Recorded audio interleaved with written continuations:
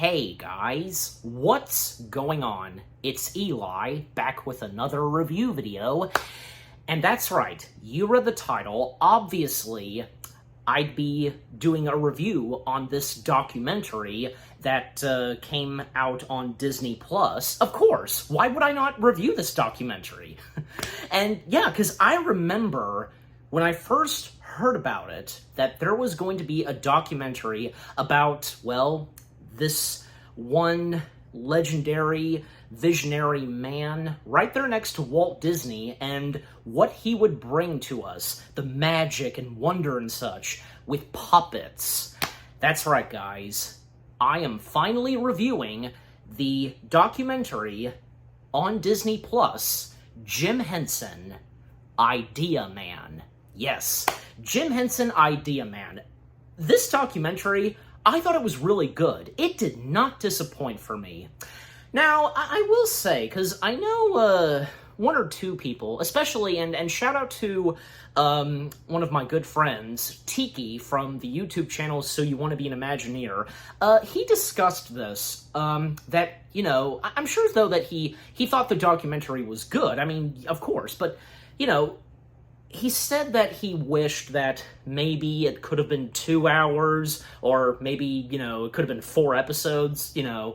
I mean, there could have been more told. That's understandable. I mean, yeah, it would have been nice, because, golly, just so much more to Jim Henson that this documentary, you know, could have talked about. But at the same time, with what was in the documentary, I think the documentary did a pretty good job at all that it can tell. I mean, really, because it was about Jim. This is all about Jim Henson, the man who, best said by Frank Oz, was a very, very rare creature. And I think he's right. I have to agree with Frank Oz. Jim Henson was like no other human being on this planet. Just what he was like. And yeah, as the documentary says, he was an idea man, a visionary. And again, as I said, right there, best example right there next to Walt Disney, another idea man. Definitely so. And yeah, and what the documentary said, like, one big important thing in this documentary, you know, talking about Jim Henson and to Jim, time, because time was ticking, and, you know, one of his daughters established saying that, you know, he felt that he was here for a purpose and he had to get it done. So yeah. Alright, so now, and as always, read the description / the story. This documentary will feature interviews of fans of Jim Henson's work, interspersed with footage from Jim Henson's work, including Wilkins and Wonkin's commercials that were previously lost. And, I mean, that's the description that, you know, what I read, that it's on its IMDb page, but I think, yeah, there was another one. I'll go ahead and read it, just, yeah, why not? Oh, it's the same thing. Okay, but anyways, well, that's the description / the story that I just read, so anyways. Okay, so still, like, with getting into the documentary, and with the first things I had to say, but still, further on, yeah, so, okay, again, for me, when I heard about this, I was excited, like, you know, because I love anything the Muppets and Jim Henson, and, yeah, and the fact that, you know, whom was directing this Jim Henson documentary, good old Ron Howard. Like, having Ron Howard be in charge and directing a documentary about Jim Henson, that's going to be something, and I think it was, because from what I could tell, and yeah, the documentary did pretty good, but still, there are those, and as I said, you know, shout out to my friend Tiki, wishing that there could be so much more in this documentary, if it was like, say, 2 hours long, stuff like that. But again, as I said, you know, like, yes, there is a lot more to Jim Henson that the documentary could have talked about, but overall, I think, in my opinion, that what was in the documentary was pretty good, and the documentary itself did a really good job on what it had to say about Jim Henson. And all of the people that became a part of this documentary, from, like, say, Frank Oz, as I just mentioned, Alex Rockwell, Jim Henson's children from Brian, Heather, Lisa, and Cheryl, and also Fran Brill. And there's also Bonnie Erickson, yeah, and Michael K. Firth, Rita Moreno, and Jennifer Connelly. Nice to see that they became a part of this documentary, because, yeah, nice to see, because for Rita Moreno, you know, still being very active and, you know, seems to be doing very well, and, hey, still acting, so good for her. Not to mention, because, well, she had been in the remake of West Side Story, because she was in the original, and nice to see that she came back for the remake that Spielberg did. And for Jennifer Connelly, well, because with her connection with Jim Henson, well, through Labyrinth, and yeah, and her time working on Labyrinth, obviously, and from what she said, was so memorable, and you know, just working with Jim Henson and, you know, with George Lucas, David Bowie, and doing most of her stunt work. And yeah, she had no problem with her stunt work. She had a blast. And that's nice to see. Jennifer Connelly being a good sport. Yeah. So from beginning to end, like, you know, from Jim Henson's beginnings, like, you know, him being born and raised, his parents were Christian Scientists. He had a brother, I think, Paul Henson, I'm pretty sure, yeah. And, you know, how he became fascinated with television and, you know, learning about puppetry. And he went to go audition to do puppetry on television because he was interested in television work, and how he would meet whom would be his future wife, the late Jane Henson. And at that time, because, you know, they didn't start off being a romantic couple, they were in different relationships, but they were good team working partners and such, doing puppetry. And at that time, because television was new, what they were doing, because one of the first puppetry stuff that they did, and where the Muppets was born, was Sam and Friends. And back then, they weren't taped, they were live. And yeah, unfortunately, because most of Sam and Friends just, you know, are lost and so on.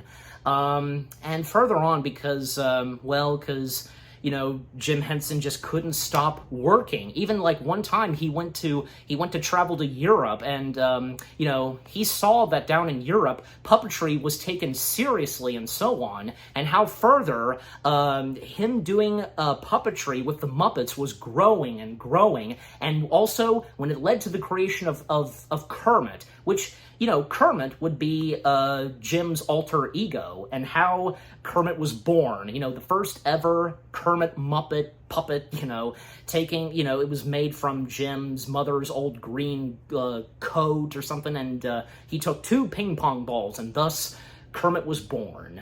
And also because Kermit was an easy puppet for Jim to work. It was very comfortable, and of course Kermit can be very, can make some facial expressions, you know, and just, it was amazing. It was just amazing.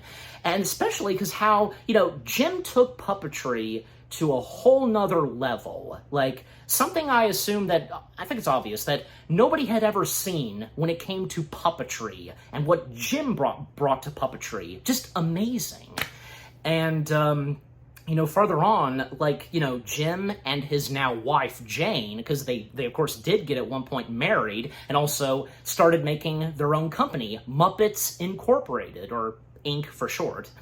And more people started to come in, like there was the late Jerry Jewell, and Frank Oz stepped in, not just yet because he couldn't immediately join with Henson, but it was until after he graduated. And it's nice to see that Frank Oz's parents took puppetry very seriously. Frank's father built the puppetry, you know, because with the bodies and such, and Frank's mother made gorgeous costumes, according to Frank himself. Yeah.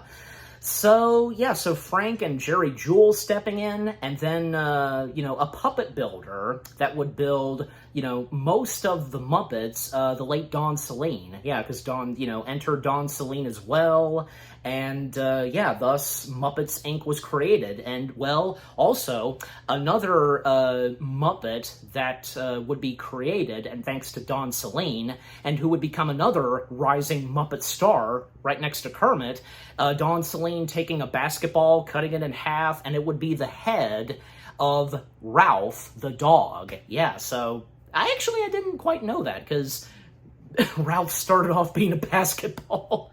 Why did that not occur to me? Because, like, the shape of his head, well, how was I supposed to know? But still, you know.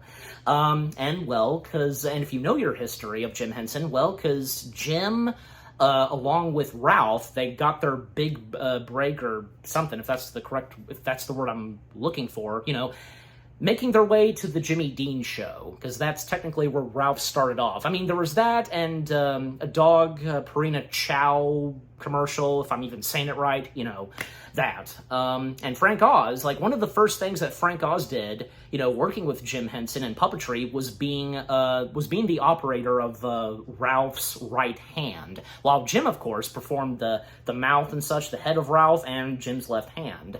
You know, and actually, I think the same would go for me, because I'm more right-handed with, you know, making the puppets talk, and if, like, say, hand puppets, I would go with this hand. So, yeah.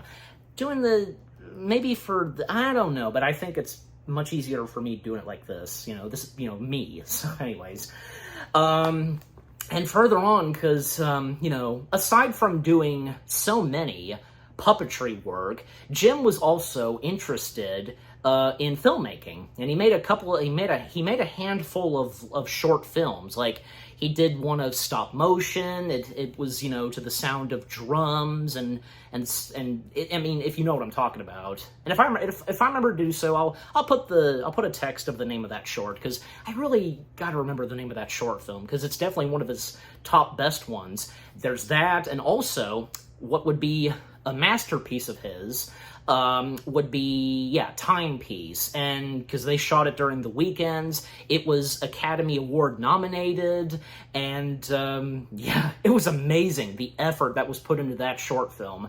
And it was, you know, it's also kind of pretty funny. Even one of Jim Henson's daughters recommended to us audiences, like, you know, if we want to know Jim, we need to start with that. Okay, so, like, I mean, not just that, but the Muppets as well. Like, come on. Like, that's what he's best known for. But anyways, so, like I said, like, I've seen Timepiece. It's a really cool, it is a masterpiece. It's art. It definitely is. Like, the art that Jim Henson had, not just with puppetry, but filmmaking. Definitely. Even if it didn't have any puppetry. And just, like, some things that pop in my head about that short film, just, like, a couple of times where we would see Jim having one line, you know, help. Like, you know, he, like one shot where his head is in the toilet. Like, you just gotta see the short film so you could see it for yourself and just be mind-blown and impressed how it is. So I recommend it. I think it is out there on YouTube. Yeah, because I remember watching it on YouTube, so it shouldn't be that hard to find. But there was a certain point where Jim, he seemed like he was going to be stepping away from puppetry altogether, and how fascinated he was more in filmmaking. And when the 1970s, or actually no, 60s, the late 60s and 70s stepped in, and he shot more filming and such, and how it seemed like, and the best way to put at it, and to what some of them said in the documentary, Jim was this close to making a nightclub of his own, putting cameras around a dome and such. And, I mean, it's not like he was on drugs, according to Frank, no, because what he was doing, what he was planning to do, well, it seemed pretty interesting, and how, even as of today, we kind of have those things. However, at a certain point in the late 60s, when it seemed like Jim was going to possibly not do puppetry anymore and focus more, I guess, you know, aside from filmmaking, but also, like, you know, supposedly nightclubs, as they best described it. Jim was approached by two writers, which being Joanne Gans Cooney and John Stone. Basically, this would be the beginning and start of creating a television show for children, to educate them and stuff like that. And with having Jim Henson's Muppets be the main stars of this planned show. That, of course, being, as we all know, Sesame Street. Yes, so, because this being a big thing in Jim Henson's career, he and the others were not interested in doing, television work for children and such, but Jim was fascinated with what television work can be done, more and stuff like that, yeah. So, and it didn't take him that long to, sign up to, what would be a big important part of his life, and with his Muppets. So yeah, Sesame Street being created, and by creating, the Muppets on Sesame Street, from Big Bird, Oscar the Grouch, Ernie and Bert, Count Von Count, Cookie Monster, Grover, and, well, more new Muppeteers stepping in, from Fran Brill, Jerry Nelson, Richard Hunt, Carol Spinney, and, fun fact, because, Frank Oz was considered to perform Big Bird, but, well, after Frank Oz had Muppeteered and performed the La Choi Chow Dragon, yeah, so just had to be sure, just kind of slow down. After performing that dragon, Frank Oz was done. Like, you're not going to put me in one of these big Muppet suits, however it's said in the documentary. So thus, the role of Big Bird was given to Carol Spinney, and Jim Henson also gave Carol Spinney the role of Oscar the Grouch, and rightfully so. And by having those Muppets appear on the street just became so great and magical. And without those Muppets, the street would just feel empty and nothing, and how they said it in the documentary. So that was another huge step for Jim and his work and such, and with his Muppets, when Sesame Street happened. And to speed things up, because also, on the side of family, because, yeah, it's not like, and from what I can tell, nothing like too major happened with the Henson family, because, the thing is, like, Henson, he was focusing so much more on work, but that's not to say, and knowing Jim Henson, like, he would want to abandon his wife and kids, especially up by that point, because, they had 5 kids, and the latest one, John Henson, like, at that time, John, because, he was very young, and he wasn't able to speak yet, but with Sesame Street, that was an important part right there. Another important part for Jim, especially with his young son, John. And just how Sesame Street would grow. It's amazing. But still, because on the side of family, because how he would pretty much be away from his family most of the time. And for Jane, she wasn't able to, work alongside with her husband and do anything else with the Muppets, just, staying home as a mother and housewife, and, not having that much to do with the company that her and her husband had started. But of course, she was still supportive and really was loving what Jim and all the others were doing at Muppets Inc. And further on, because, how, Jim Henson's career and with the Muppets were growing and how much of a huge success Sesame Street was turning out, Jim Henson, at one point wanted to do something with the Muppets where, he can have them be on, prime time, for adults and such. And for years, he had been trying to sell to companies, studios, producers of bringing to life the Muppet Show that would be very different from Sesame Street. Sesame Street for kids, but for the Muppet Show for adults. And pretty much, from what I can tell, the studios weren't that aggressive or anything like that. They sometimes some of them couldn't sell it. They thought it was too much, not interested, yada yada yada, and how the documentary establishes that. Even like Jim attempting to do a couple of pilots, like there was the Valentine's Day Muppet special, and also the proposed pilot, which being titled Sex and Violence, and also like a Muppet pitch, like, you need to buy the Muppet Show so everybody will be happy and we'll make money, even God will blah blah blah. So, I mean, that technically still didn't work, but it wasn't until someone from London was interested in bringing Jim Henson's proposed Muppet Show to life, which being the late Lord Lou Grade, who was a really, like, powerful producer, and there was one soundstage studio and such that wasn't being used, and, well, he recommended Jim to use that and such. So yeah, Lou Grade was interested in bringing his Muppet Show to life. Even before that, the attempt on having the Muppets do something adult-ish, I guess you could say, well, it started off with Saturday Night Live, and when Saturday Night Live first began, with episode 1, season 1, yeah, because I'm pretty sure maybe not a lot of people today seem to realize that when Saturday Night Live first began, with season 1, episode 1, Jim Henson and his Muppets were there.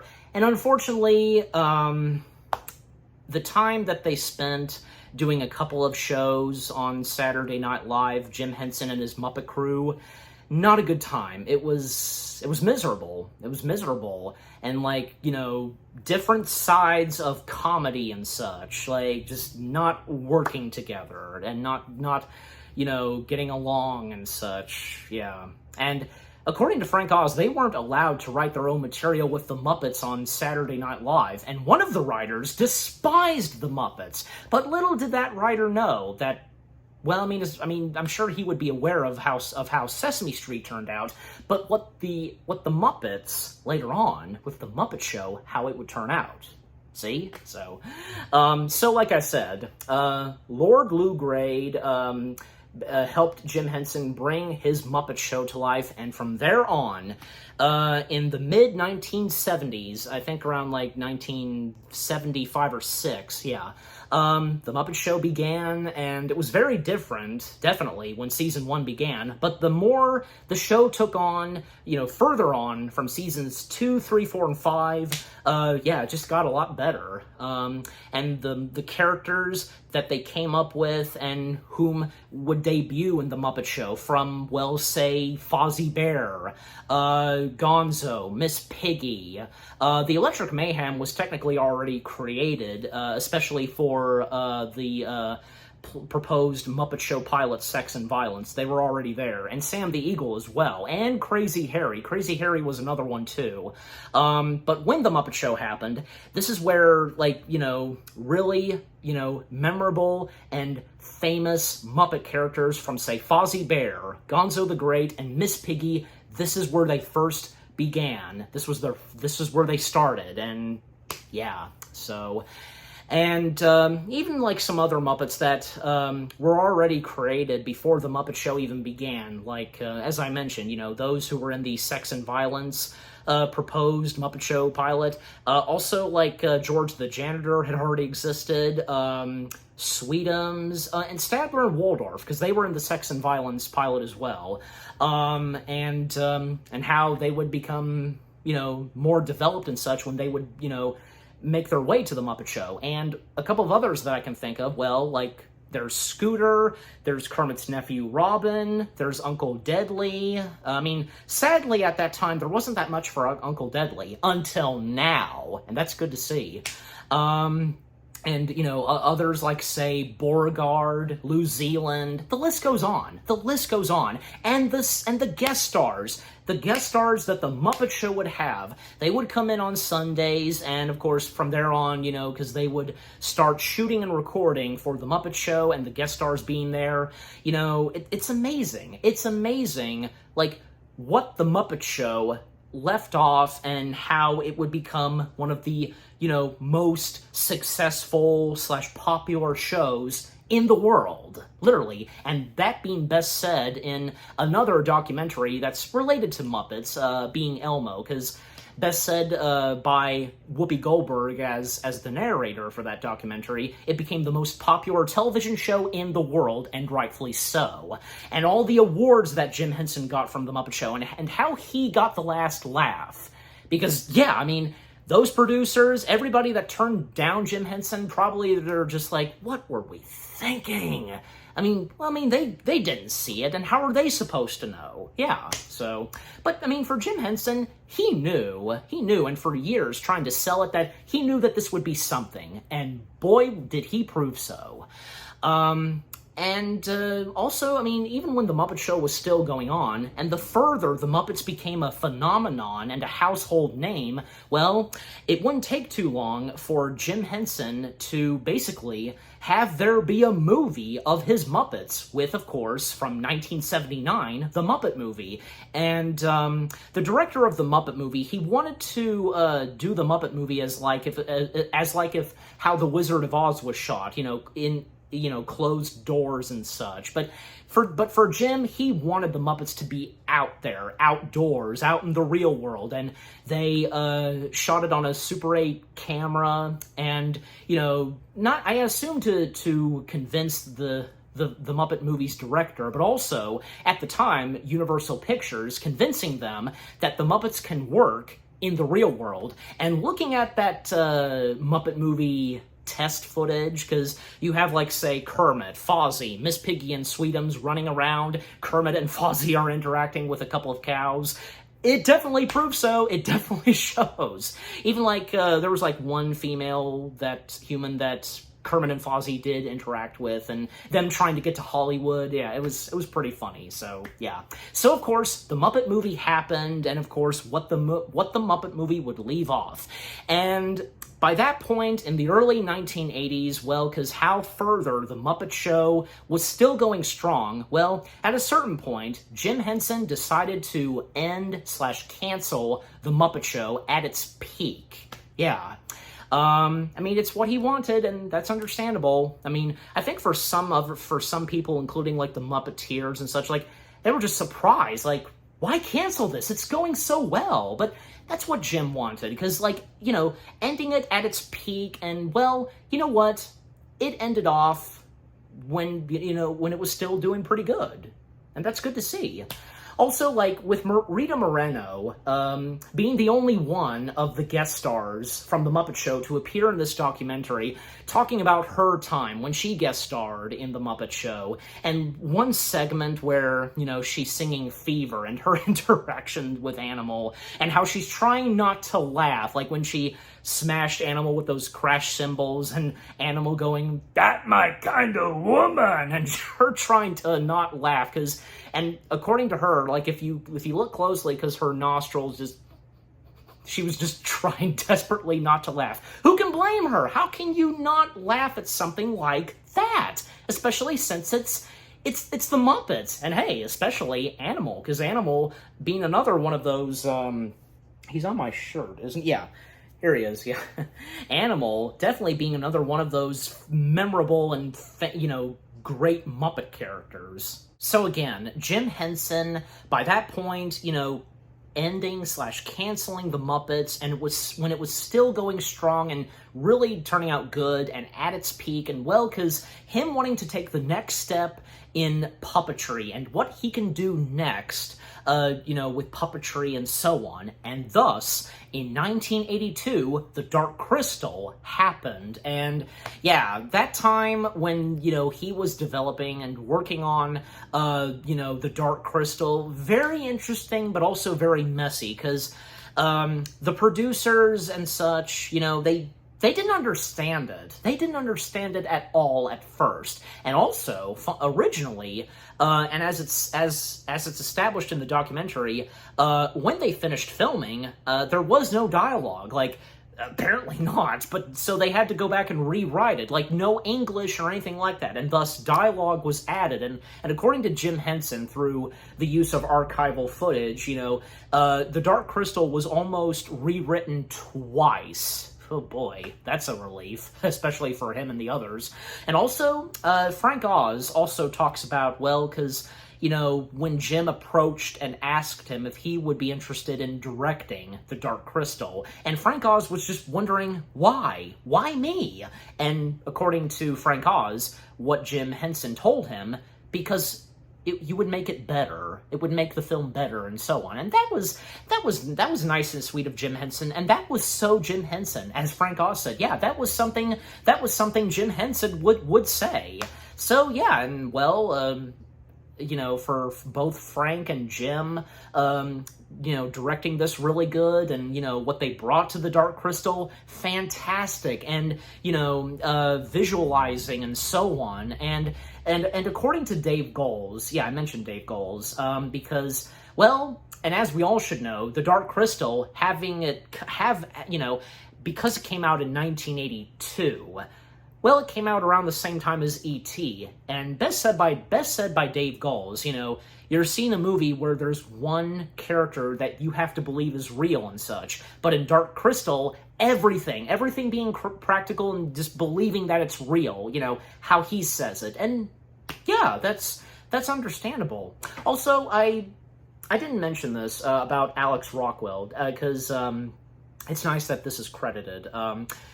She was a creative assistant to, obviously, Jim Henson from 1988 to 1990. Well, and especially because when Jim sadly passed away. But until we get to that. And again, the producers and such, they couldn't understand The Dark Crystal. But thankfully, when The Dark Crystal came out, it turned out pretty good. I mean, because it was because it was a big competitor, to E.T. and such, but in the end, Dark Crystal turned out really good. Definitely it did. But also, things were looking kind of dark at first for Jim, especially, when it came to family, because, by that point, Jim and his wife had separated, and they both never divorced. They never divorced, because this was nice and sweet of Jane, because she didn't believe in divorce. And, it's like that, they technically couldn't live without each other, but at the same time, sadly, just couldn't live together, but at least, they still loved and supported each other and never divorced because again, as I just said, Jane never believed in divorce, and that's good. That's good that, what she thought. But still, I mean, it's not to say that Jim didn't have any time with his kids and the family. Of course he did, and when it came to family vacations and so on. But there were times, and according to one of Jim's daughters, that he would sometimes, I think pretty much most of the time, would bring his work. So, yeah. I mean, stuff like that can happen sometimes. I mean, even if, say, it's nothing too major when it comes to work and such, but anyways. Also, by that point, in the early 1980s, well, at one point, because the man that helped Jim Henson bring the Muppet Show to life, Lord Lou Grade, well, because he was selling his company to someone else, and that means that, well, Jim was going to lose all rights to the first three Muppet movies, as well as The Muppet Show and The Dark Crystal. They were going to be in the hands of someone else, with another company that Jim didn't know about. And he knew there and then that he had to acquire the rights to all of his creations, his babies, because it's true, those were his babies, and it just wouldn't feel right if they were just taken away from him. So what he had to do was to, save up every penny and mortgage his house and such, and just to do whatever it takes to buy the rights to all of his creations. And it was very sweet and nice that Jane even, said to him that, yeah, do it, you have to do this, because this meant, yeah, this was something very serious, and thus Jim successfully did so, and rightfully so. Yeah. And to speed things up, because further on, after Dark Crystal, well, because Jim would find himself doing another project where it would have fantasy creatures and such, which of course being from 1985 or 1986, yeah. Labyrinth, yes. Labyrinth happened, and yeah, and of course with the appearance of Jennifer Connelly, and again, as I said, her talking about her time working on Labyrinth, which was, which was memorable for her, and how she did most of her stunt work, and the great time she had doing Labyrinth, and working alongside with Jim Henson, George Lucas, and the late David Bowie. Yeah, fantastic. And also, by that point, because Jim's 5 children, because they started getting in business of their own, for his 2 boys, Brian and John, they got into puppetry. I think Heather, yeah, because Heather technically got into puppetry as well. And as for Lisa and Cheryl, they got into, like, television business, being producers and stuff like that, and that was good to see. And, well, Jim, of course, being very supportive, and even, like, giving them advice, I'm pretty sure. I don't see why not. And, well, and especially because, for his 2 boys, because getting into puppetry, I think, yeah, I'm pretty sure, because this was, like, the first time fully, because, well, Brian Henson got to work alongside with his dad, because Brian Henson being one of the Muppeteers in Labyrinth. And, I mean, the documentary doesn't also mention this, and even if it wanted to, because I feel like mentioning it, because Kevin Clash, Labyrinth was one of Kevin Clash's first ever projects where, he became a Muppeteer and got to work alongside with Jim Henson. And as it's best established in the Being Elmo documentary, so another mentioning of Being Elmo. But anyways, yeah, and just how far the technology and creation of puppetry came along, like, from The Dark Crystal and Labyrinth, where we see practical puppets, coming to life, not just their mouths opening, but their eyes closing, or their eyebrows, or just, like, their facial expressions, like their facial parts, like maybe their cheeks or ears. It was amazing. It was amazing at that time how further, puppetry had came along, and of course, it's thanks to Jim Henson. And I think it's obvious that the documentary would have to mention this, because sadly, when The Labyrinth came out and it was released, well, it didn't look good, because it wasn't that much of a success. I mean, I'm pretty sure, like, it wasn't a major disaster. There were those that liked it, but still, like, critics not giving it some not nice reviews and such. And because of the results of Labyrinth, Jim Henson was very depressed by this for quite a while, but he didn't let that keep bothering him. He just kept going. He kept going throughout the late 80s and up to the early 90s, because, his later works in the 80s, from the Jim Henson Hour, The Storyteller, yeah, I think I got the name of that right. Now that one, The Storyteller, that's said in the documentary by, one of his daughters, that was his gem, The Storyteller, yeah, that one. Even when, in the late 80s, and still to speed things up, because, well, when it came to Jim Henson deciding that he was going to sell his company to the Walt Disney Company. Yep, because in the late 80s, I think around 1988, yeah, because Jim basically got in contact with Disney, and he was interested in collaborating with them, and I'm pretty sure, yeah, Michael Eisner, who at the time was CEO, was also interested as well, and thus, plans for his company to merge with the Disney Company was in development and in the works, and with the negotiations, but also with Jim Henson's Muppets making appearances at the Disney parks for TV specials, the parades, and so on, advertisements, and especially when it came to Disney's MGM Studios, now called Hollywood Studios. Yeah,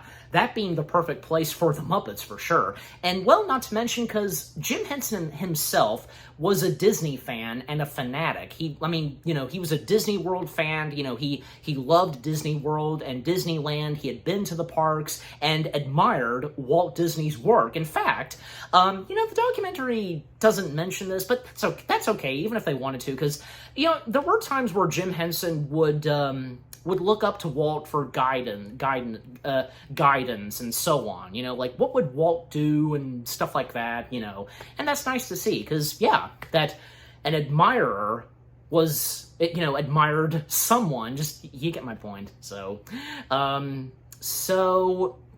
yeah, and it seemed like it was going to go pretty well with what Jim had envisioned for his company to be a part of the Disney family, and according to Frank Oz, because Jim wouldn't have to worry about, you know, the work and such, but just, you know, having fun. So yeah, well, and also because, you know, Jim and Disney, they were planning to basically bring a Muppets Land, and one of the attractions, which would be the only Muppet attraction, you know, to be in the Disney parks, and of course being Hollywood Studios, Muppet Vision 3D, and how further puppetry had come along, where Jim was fascinated and interested in computer animation and using that for puppetry, yeah, because, you know, which of course being the Henson digital puppetry.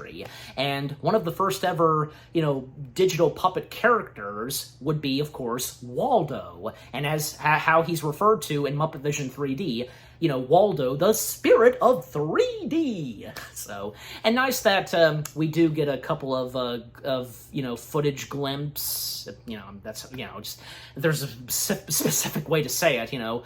A bit of footage where we get a glimpse of Steve Whitmire, because, you know, I won't deny it. It's a bit of a shame that Steve Whitmire was not a part of this. I don't see why not. I mean, that wouldn't have been a problem, right? But somehow, I think it's still, the documentary managed to work without having Steve Whitmire being involved. I mean, let's face it, because after Jim's death, like, it was a big thing, like, you know, will the Muppets continue without, you know, the man who created them, the father of the Muppets, and who would be the next Kermit, and how it wouldn't take that long for someone else to step in, you know, the handing of the torch, being the voice and Muppeteer of Kermit, which of course being Steve Whitmire. So it would have been nice if this documentary had brought that up, but because of where the documentary was going and how, of course, it was really focusing on Jim, yeah,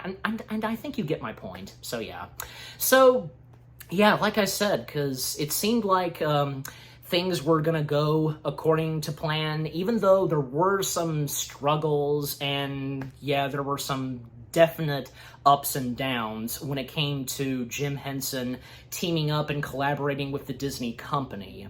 And unfortunately, all of that would come to an end. Like, the plans and attempts for Jim Henson's company to be a part of the Disney family, and what Jim and his Muppets would do being a part of Disney, pretty much all of that wouldn't happen because, well, sadly, in the month of May of 1990, Jim Henson would sadly pass away.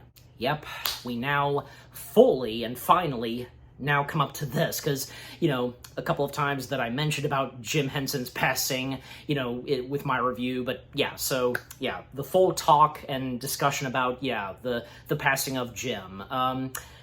Yeah, because for his Muppeteers, his family, and pretty much everyone around the world, it was a dark time and the saddest day when we would unexpectedly and out of nowhere lose Jim Henson, because, you know, he had like bacterial or something like that was not treated like 3 days ago and such, and if he would have, like, possibly he would have made it, but it was too late in the end, and that's sad.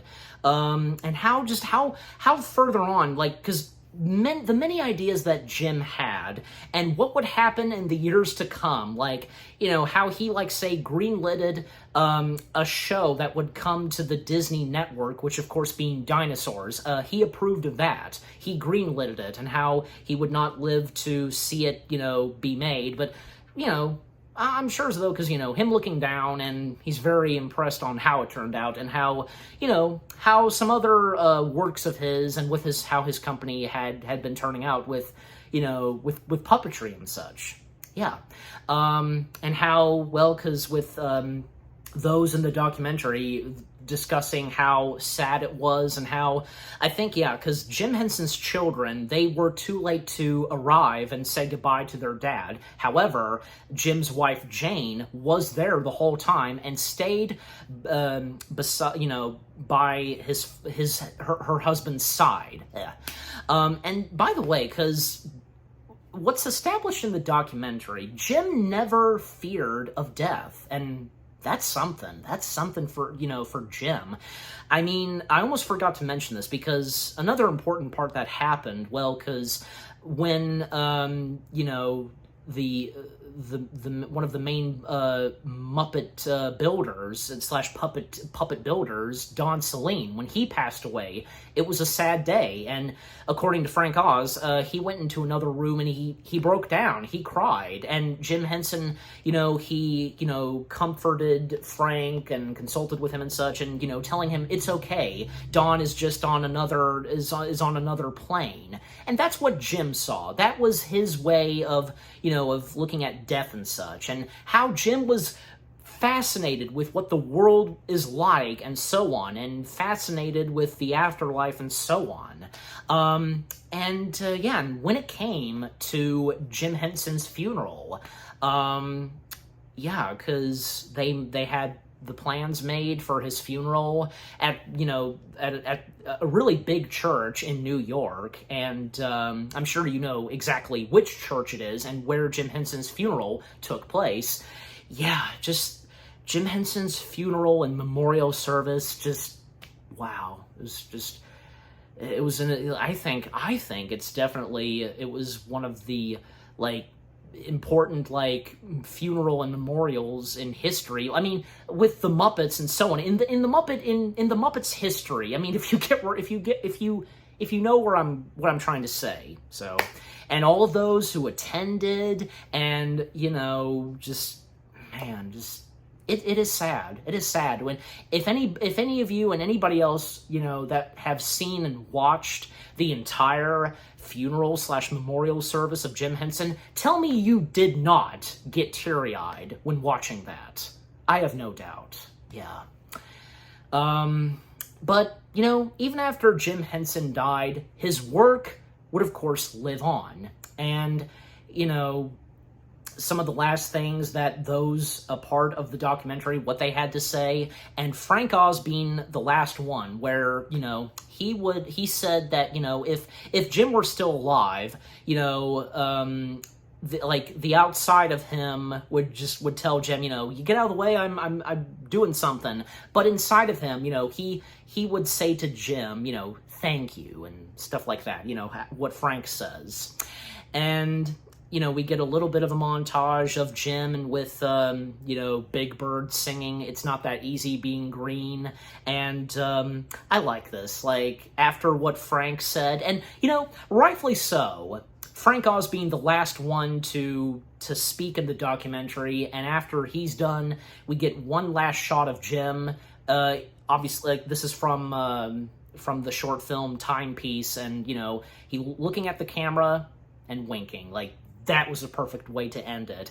And we get a couple of texts, the aftermath, and Jim Henson's, his work, and for his work still living on, with the Muppets and the Muppets of Sesame Street, and how further his company had evolved, and, the puppetry that they've been doing, and when it came to, future films like, say, Guillermo del Toro's Pinocchio, and also puppetry on television, like some of those shows on PBS Kids, from Dinosaur Train, Sid the Science Kid, the list goes on.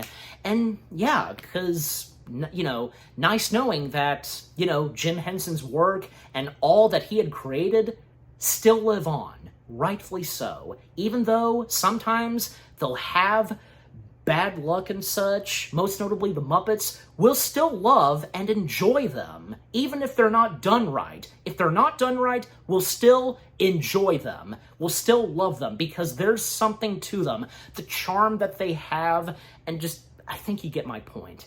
And that's the best way to end it right there. And by the way, very quickly, because the end credits, they were really good too. And I especially love the Magic Store / Rainbow Connection finale being played, during the first bit of the credits, and, texts of the aftermath of Jim Henson's work and, future Muppet films, what I said, and it was also funny because, a Muppet character coming up, and, if you're gonna end it off like that, just end it with a boom, an explosion. That was funny. Also, there's one more thing I want to mention. When it came to Jim Henson and his wife and, the Muppeteers that would work with him, doing commercials from, Wilkins and Wonkins commercials, and at that time, and what he did with his Muppets, doing some gruesome and violent stuff, but of course, they weren't that bad, and they were hilarious at that time. Just looking back at those commercials, holy crap. Even further on, because Jim Henson then didn't like doing violence and such, especially when his company got involved into bringing the Teenage Mutant Ninja Turtles to life. It would have been nice if a little bit of Ninja Turtles was in the documentary. Maybe they just didn't consider including the Ninja Turtles in this documentary by showing some clips and such, or maybe they weren't able to secure rights to incorporate footage. I don't know, but still worked out fine without it. But yeah, just wanted to mention that because that being another important part in Jim's career, when he was not just doing television work, doing shows, but also with his Muppets doing commercials. Yeah, a very important part in the history of Jim Henson and his Muppets. And so with that, Jim Henson, Idea Man. Again, what a fantastic documentary this is on Jim Henson. Again, it did not disappoint for me. I really enjoyed this documentary. What this documentary had in store, and with how much the documentary would talk about Jim Henson and those that were involved, all that they could incorporate in this documentary. And like I said, yes, I do agree that it would have been nice if there were more, but with what's in the documentary, it did not disappoint, and it did a really good job at it. Especially that goes to the documentary's director, Ron Howard. Yeah, just the storytelling from beginning to end. And with Jim Henson, he knew he had a purpose, and with time, and he had to get it done until the very end. And with the creations that he would bring us, that we would remember so well and we would cherish forever. And I'm giving Jim Henson, Idea Man, well, yeah, what the heck, 10 out of 10 stars. Yes, 10 out of 10 stars for Jim Henson, Idea Man. I really enjoyed this documentary, and again, it did not disappoint for me, and I hope, and I'm sure as though the same goes for you guys. And yeah, what about you guys? What did you think of Jim Henson, Idea Man? What did you think of this documentary itself?